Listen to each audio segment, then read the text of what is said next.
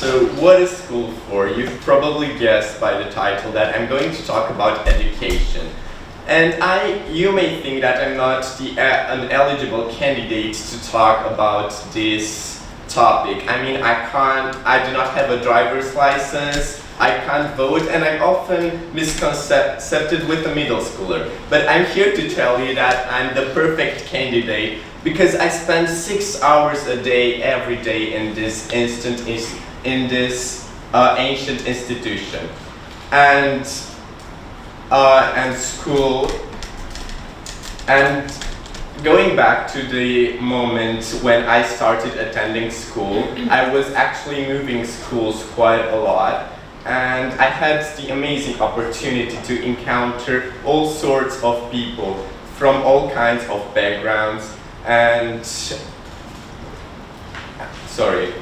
it was actually a really enjoyable time, but at some parts it was also quite stressful, I'd say. But I think school is so much more than meeting people and making friends. And they say balance is the key to everything.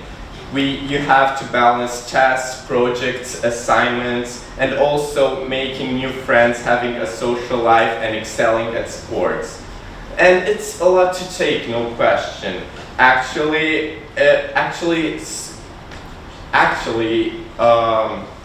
Depression, school, it's the first leading cause in depression from ages of 10 to 24. But if we really dissect this problem, why is that? In our country, we say that what doesn't kill you, it makes you stronger. But why does it have to be that way? Maybe the system, if it's rotten, should be changed itself.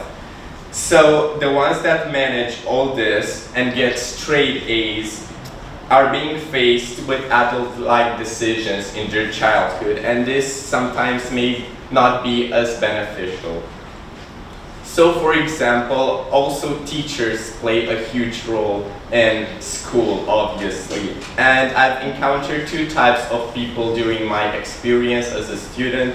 The teachers that encouraged me and brought me closer to that subject. For example, I had a geography teacher that just made me love this subject. And on the other hand, were also teachers that were blaming me for not using the methods that was used in class on the test and giving me lower scores for that. And these teachers actually made me step away from these subjects. So I believe teachers definitely play a huge role in the students' perception over a subject.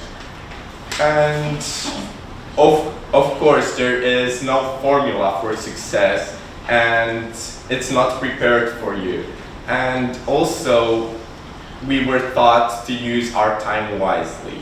And that got me thinking, am I doing that? Am I working at my maximum capacity? Am I the best version of myself? Am I good enough? But no, of course not. No, I'm human, you're human, and we cannot be the version of ourselves, and it's human to make mistakes and to make mistakes and encounter difficulties, even though we are living in a country in which educational system does not tolerate mistakes, unfortunately. And for example, while I was doing the research for my talk, I came across a really interesting quote, which says the following. If you judge a fish by its ability to climb a tree, then that fish will believe all its life that it's stupid.